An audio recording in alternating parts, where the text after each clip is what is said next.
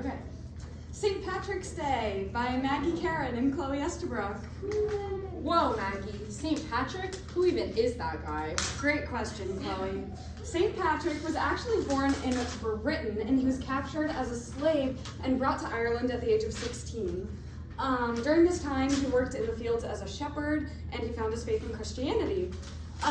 Over 6 years later, he escaped back to Britain, but when he got back there, he had a vision from an angel that told him that he was supposed to return to Ireland as a missionary, and he's been known as the patron saint of Ireland ever since. Even though he was never actually canonized by the Catholic Church. So true. Little bit of history.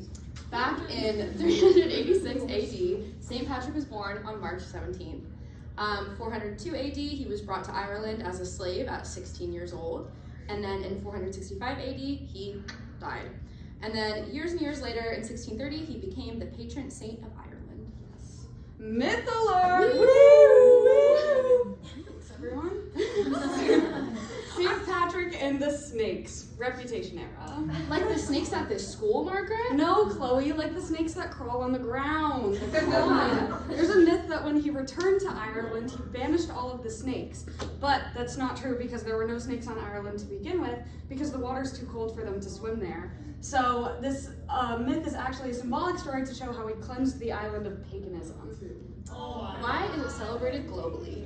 St. Patrick's Day is one of the most widely celebrated saints' day in the world, and the reason for that is because after the famine, around a fourth of the population of Ireland moved, specifically to the United States, Canada, Australia, and the United Kingdom.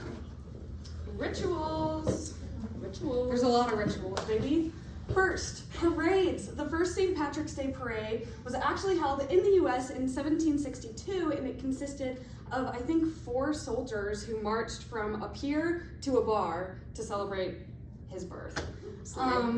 The next ritual, partying. Drinking Irish beer and celebrating with friends and family is not only accepted, but encouraged. Pinches. If you don't wear green, you'll get pinched.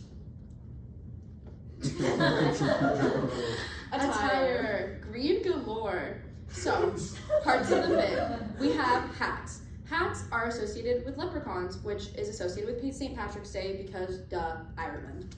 Wear a hat and you look like one. The shamrock. St. Patrick used the shamrock to preach the gospel, so now it's a symbol of good luck. And green. We associate it with Ireland. Need we say more? Food. Lots of food.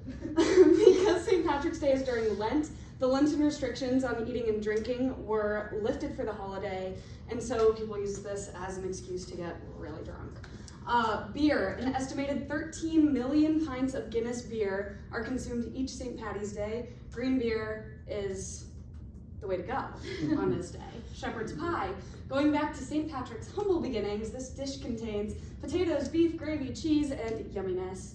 Corned beef and cabbage. It's an Irish staple. It's really good.